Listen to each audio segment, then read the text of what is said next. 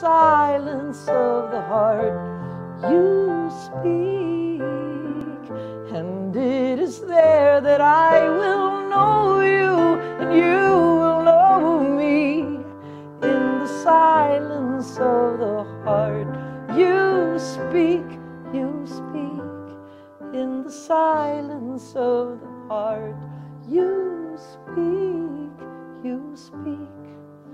The silence of the heart, yeah. The silence of the heart.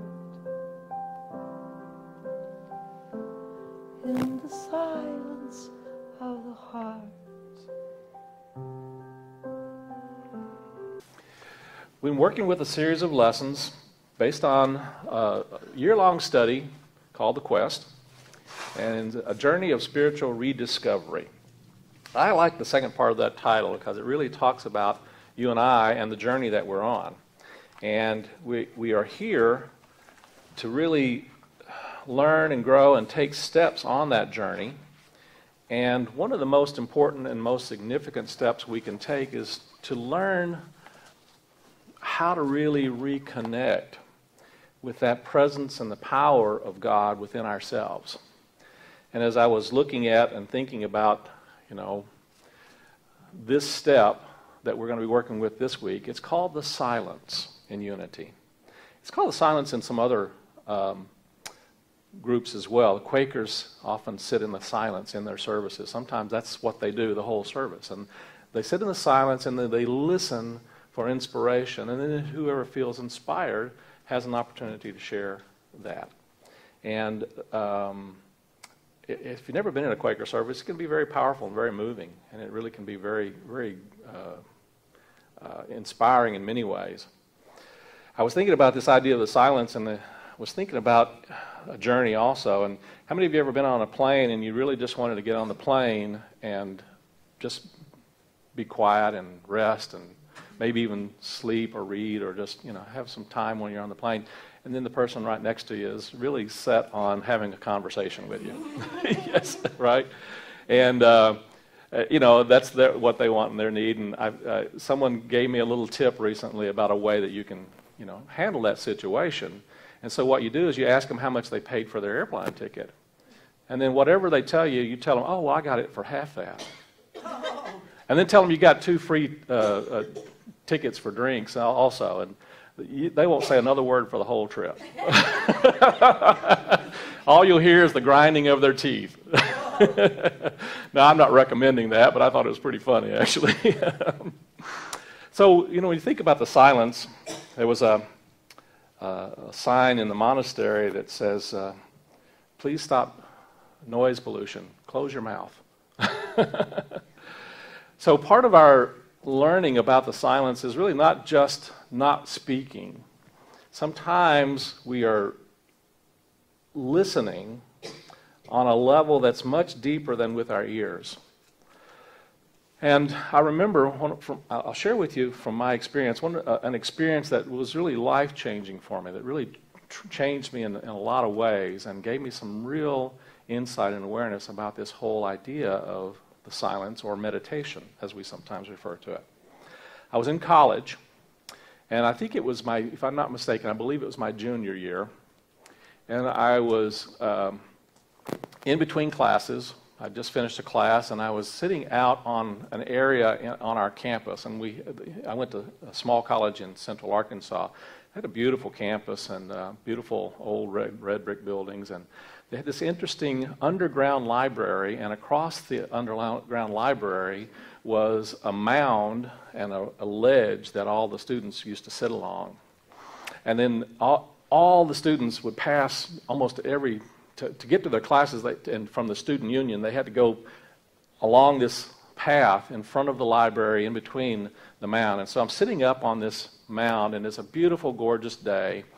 And the bells ring for the classes, and everybody's filing to the classes, and they're talking, they're chattering, and they're just all kinds of things going on. And some people are throwing frisbees, and other people are just horsing around, doing all kinds of crazy things. And I'm just kind of watching all this as everybody goes by, and I'm sitting there just contemplating all the activity that's going on.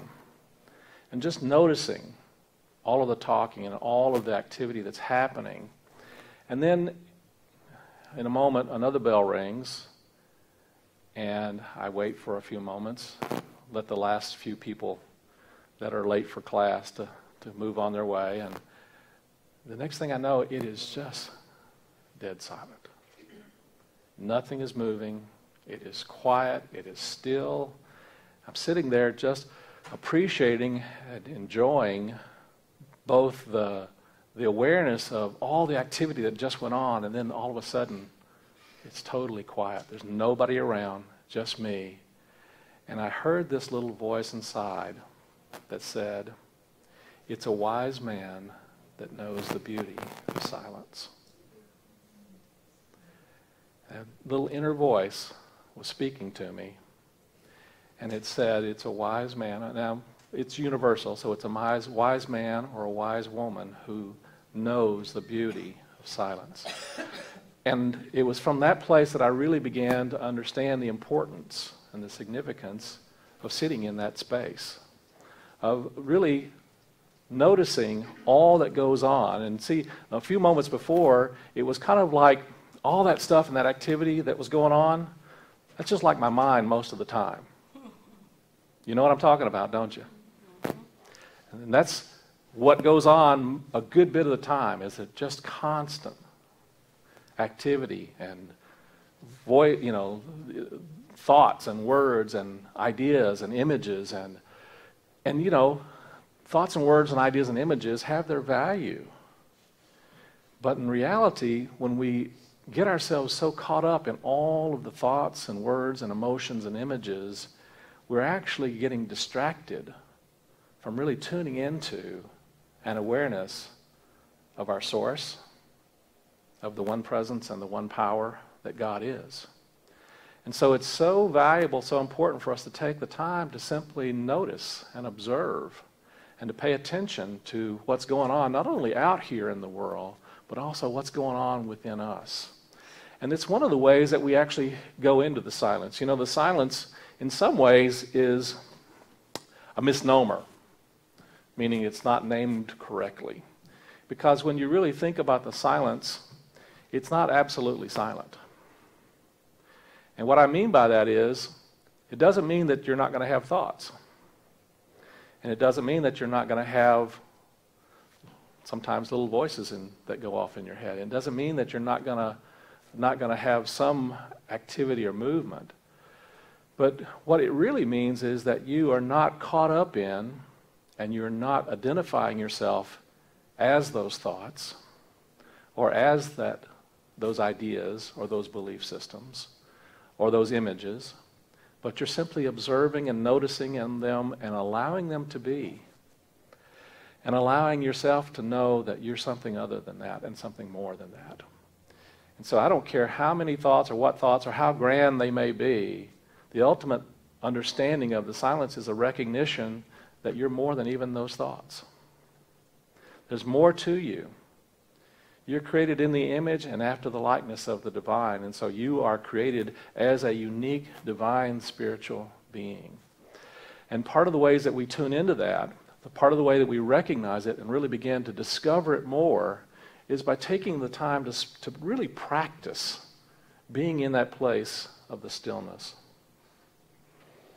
Meditation describes both a practice, and it also describes a state of consciousness.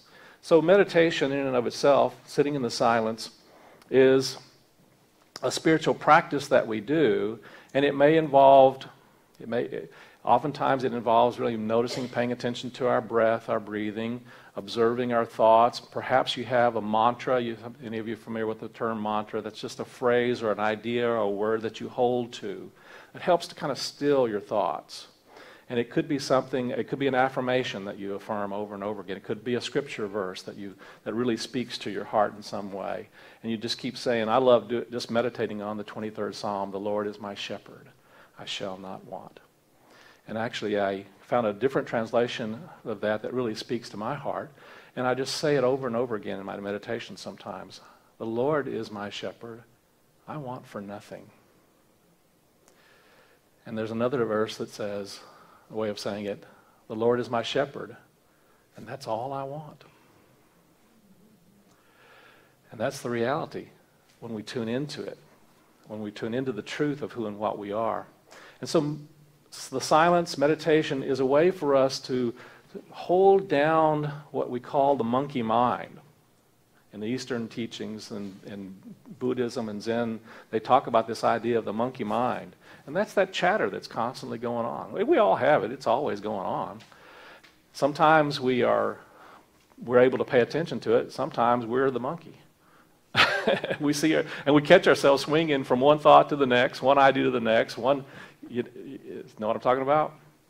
And so part of our practice and part of our journey, it's an inward journey for the most part, because there is a way of sitting in our stillness and in our silence that helps the mind to quiet and helps that little voice that is niggling and the critic or the saboteur to really begin to, first of all, just become aware that that is a voice that is not necessarily the voice of Spirit.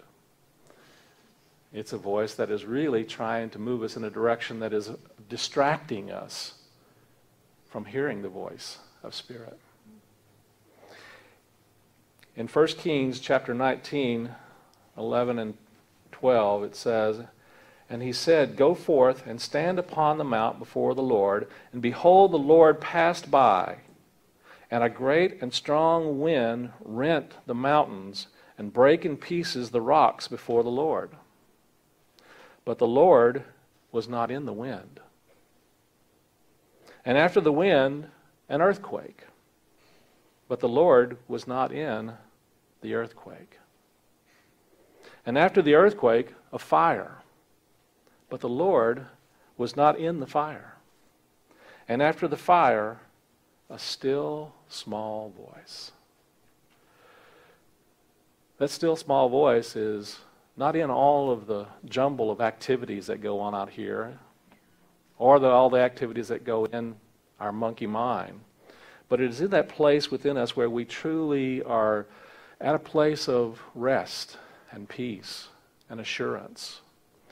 And when we can practice that time together with, in many circles, it's called communion. Now, I know in some traditional churches, communion is where you drink the wine and you take the bread. But I'm going to suggest to you that's simply a symbol also. It's a symbol. It's a symbol for our connection with the divine, with Jesus, the way shower to the divine, the one who's showing us how we can truly experience and express the Father and I are one. He even said, you and I are one. So 1 and 1 makes 1. In spiritual math, that's the way it works out. 1 and 1 is 1. And there really is only one. There's one in us, there's one in our lives, there's one in our hearts, there's one in our minds. And the practice of silence is helping us to tune into that awareness of our oneness with Spirit in that still small voice. Charles Fillmore, the co-founder of Unity, in a wonderful book called Teach Us to Pray, says the purpose of the silence is to still the activity of the individual thought so that the still small voice of God may be heard. For in the silence, Spirit speaks truth. For in the silence, Spirit speaks truth to us, and just that truth of which we stand in need. Let me say that again, because it's a really beautiful, powerful thing. For in the silence, Spirit speaks truth to us, and just that truth of which we stand in need. And so when we take the time, anybody have stuff going on in life?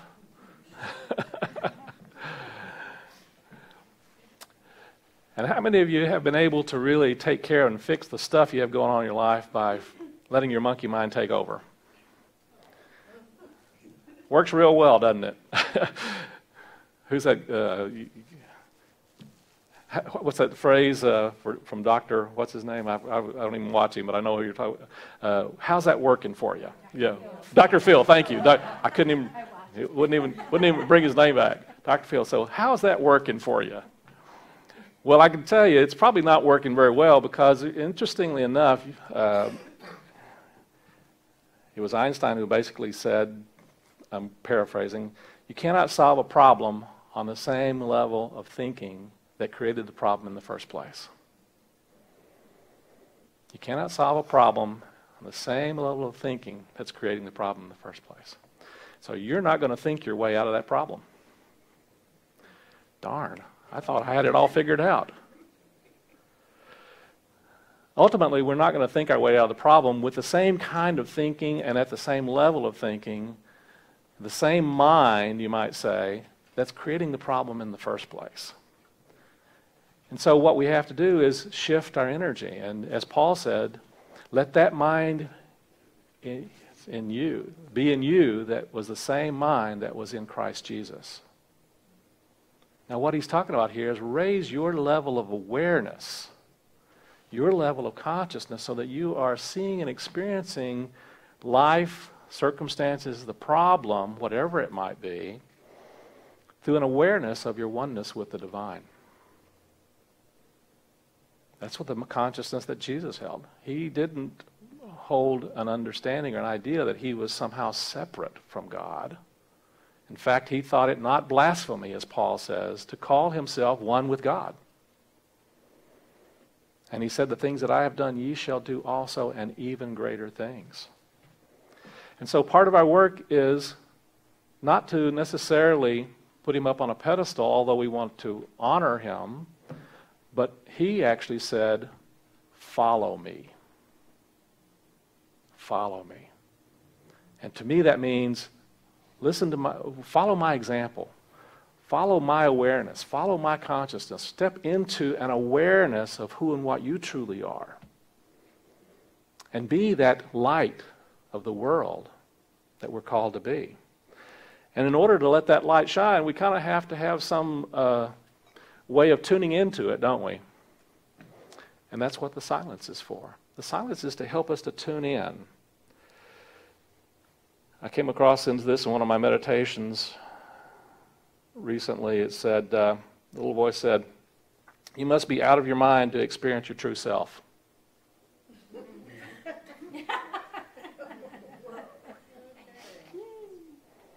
And to experience your oneness and to know the truth.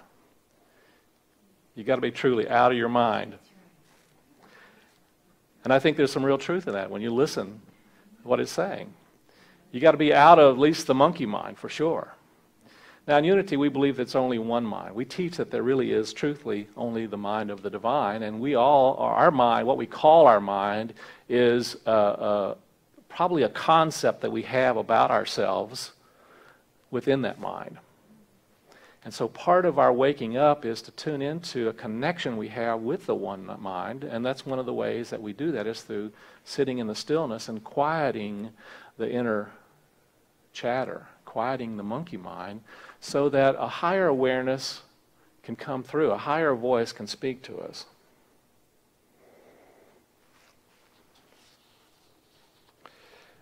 So one of the things that one says, one should love God mindlessly.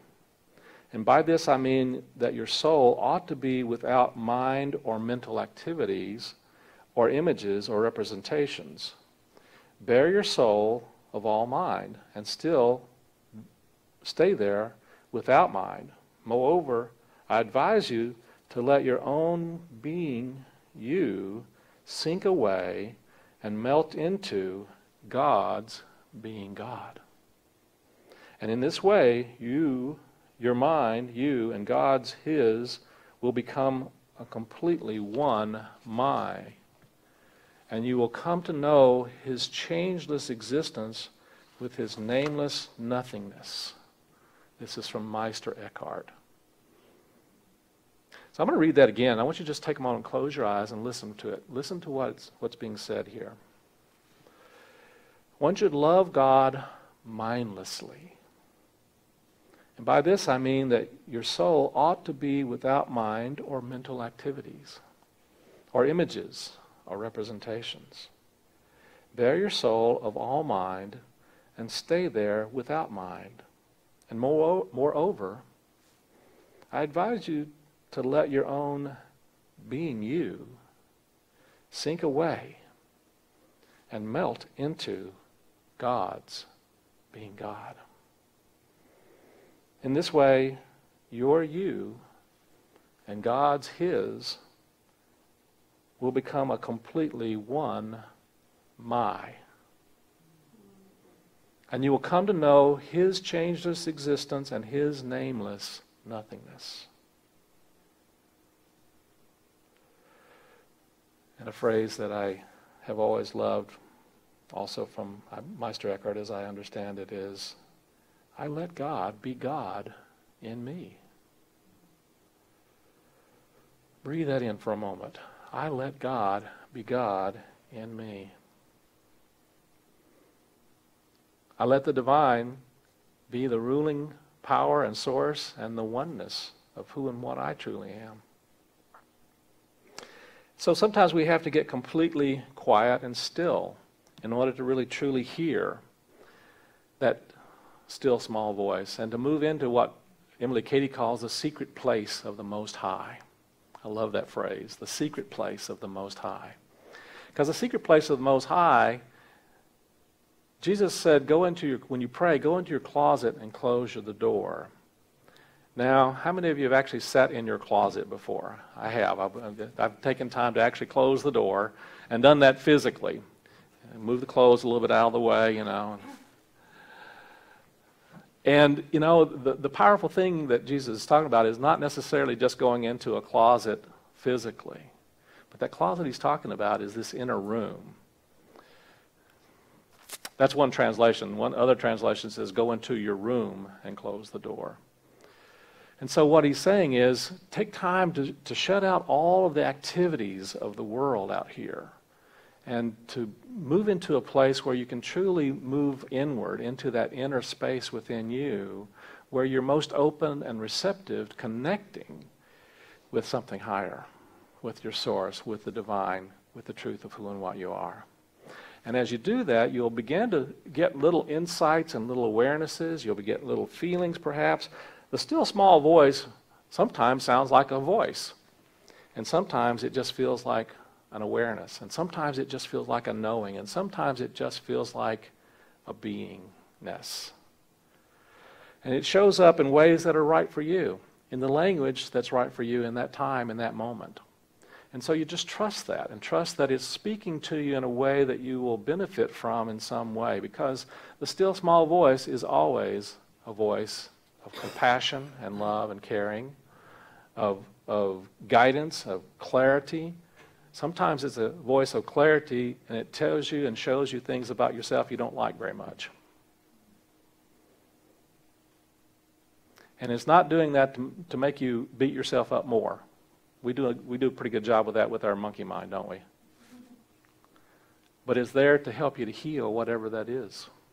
And to love whatever that is. One of the works that I've been working with recently that I absolutely have found really powerful and transformative is a wonderful work called Whatever Arises, Love That.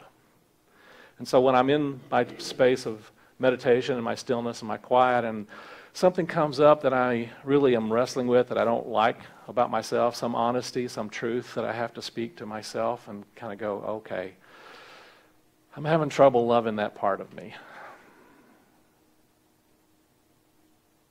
We all got those, if we're really honest. And what we do is we just love that part of ourselves that doesn't know how to love that part of ourselves. Let me say that again, because it sounds tricky, but it's really very powerful. You love the one that doesn't know how to love you.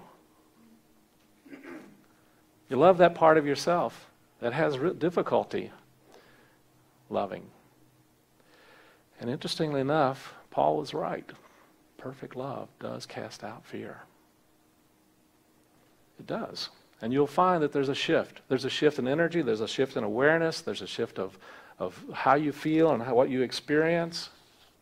And this is, I believe, how we move into what we oftentimes call Holy Communion. See, the silence is a holy time, and it's a practice of truly being in that space of connecting with something greater, something higher. And so one of the things, it's important to understand that meditation, I've had people actually say, meditation doesn't work. I tried it once and it didn't do anything.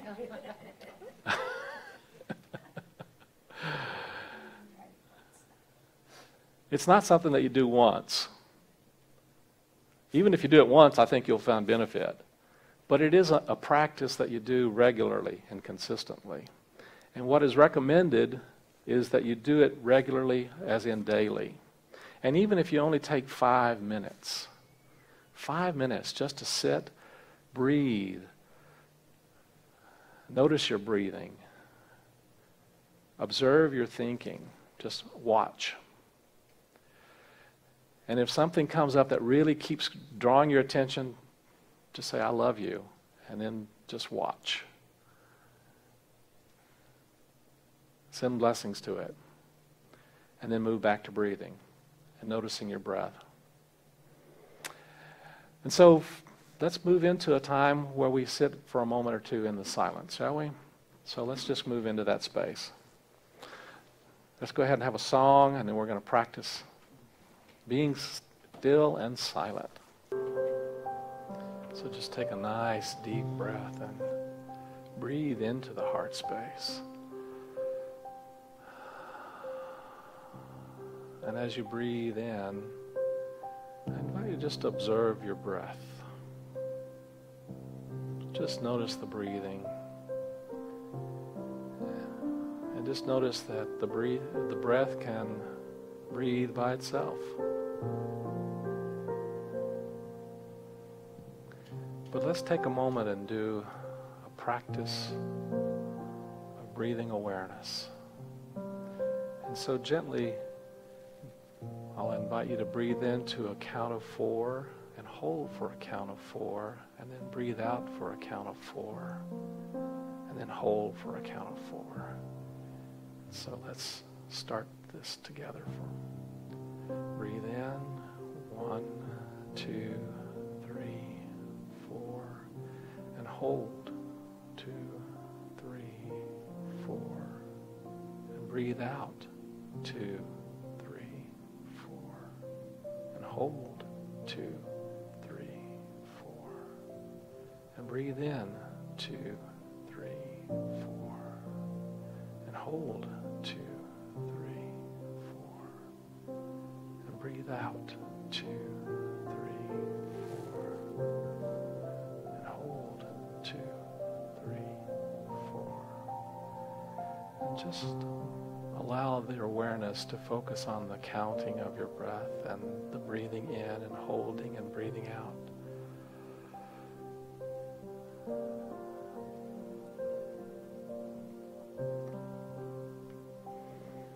And if thoughts come into your awareness, just notice them, bless them, and move back to your breathing.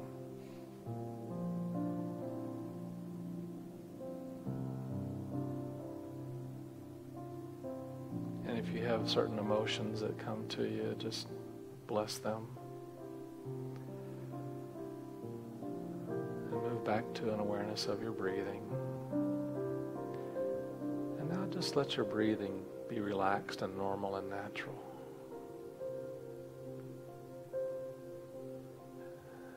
And let's move into a time of stillness and silence.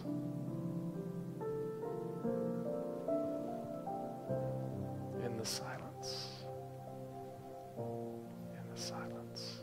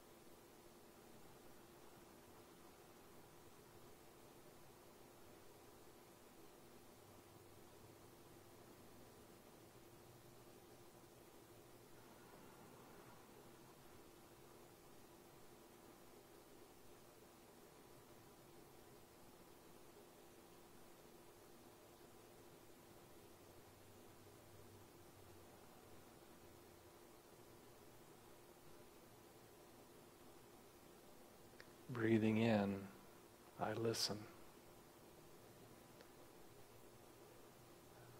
Breathing out, I hear.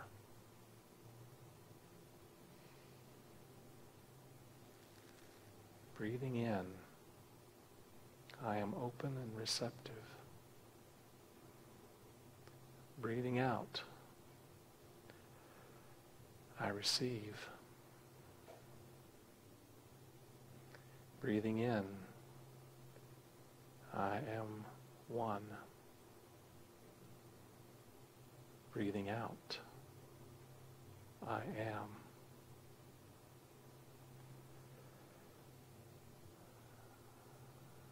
Allowing the mind and the heart to be still and quiet. I give thanks for a knowing, for a grace, for a peace that passes all understanding in the silence.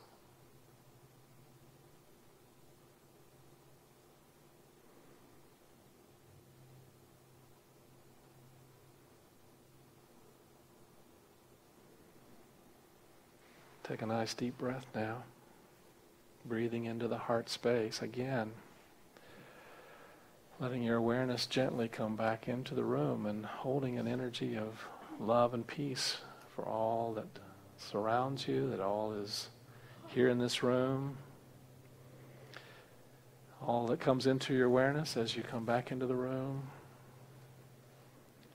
Give thanks for the opportunity to connect with that inner power of spirit.